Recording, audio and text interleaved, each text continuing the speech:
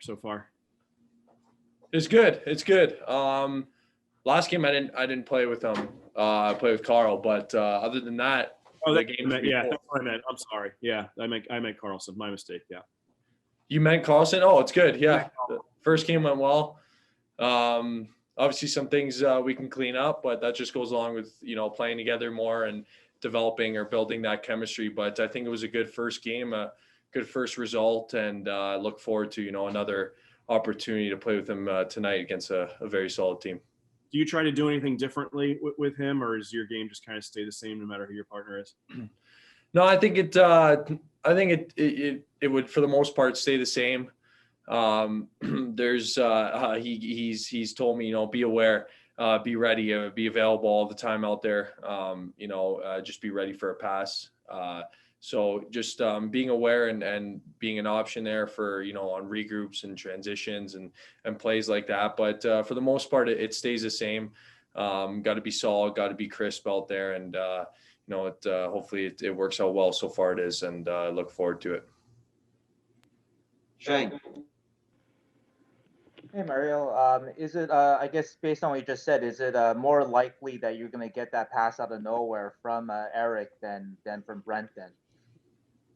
I don't think so. I think it's if I'm open, the puck's gonna get on my stick. They both have good vision, right? Obviously, being in the league and having that experience, so it just goes the same with both players. I got to be ready to go and be ready to receive a pass, and especially on regroup transitions and stuff, we like to play fast. So it's just about being ready and knowing who's available and where open space is.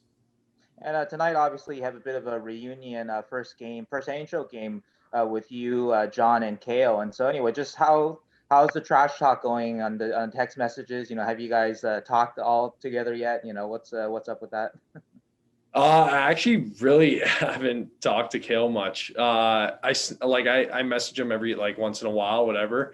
Actually, pretty consistently on Snapchat, but we don't really text back and forth too much. We haven't yet. The season's pretty early in the season anyway. But no, I think it's all business right now. It's a big game for us, so we're getting prepared. It's going to be a competitive one up there. I guess I'll message him after the 2-game series is over.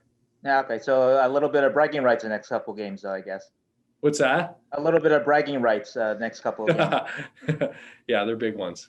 Yeah, we'll get after it after they're done. Curtis. Mario, just to maybe follow up on that, how special is it for you guys? I think you're all part of the same recruiting class at UMass. I mean, to be all be in the NHL this year, how special is that for you?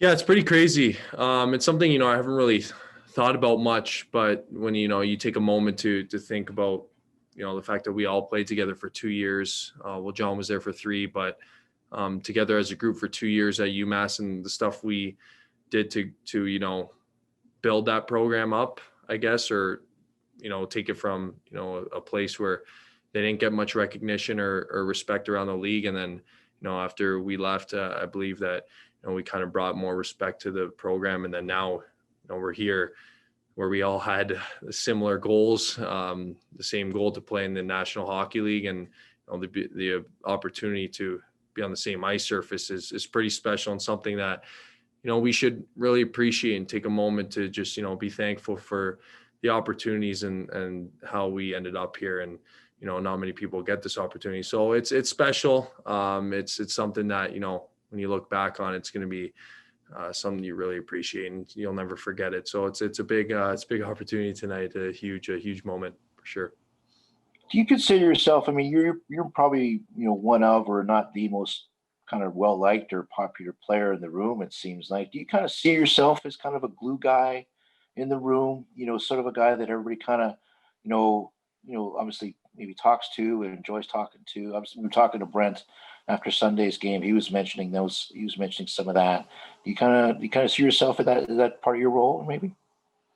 Well, first of all, thank you very much for that compliment. I appreciate that. No, it's I just that's who I am as a person. I like to have fun. I like to be someone that brings positive energy to the locker room and comes to the rink with a smile. And on my face, every day. And I hope that rubs off on the guys around me. I think that it's very important to have a strong bond in the locker room and guys being close and tight with each other, because that just transfers to the ice. And I see myself as someone that's always a goal of mine.